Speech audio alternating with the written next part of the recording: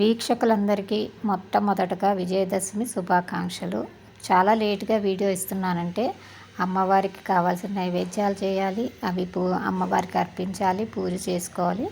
ఆ తర్వాత వీడియోలు తీసి అప్లోడ్ చేస్తానన్నమాట. అందుకని ఇంత సమయం అవుతుంది, దానికోసం మన్నించగలరు.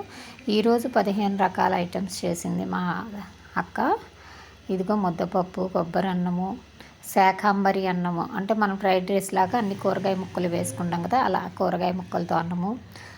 తర్వాత కట్టు పొంగలి, ఇది బెల్లంతో చక్కెర పొంగలి, ఇది కదంబము, పులిహోర, శుద్ధాన్నము, పక్కన రసము, ఇది మిరియాల అన్నము,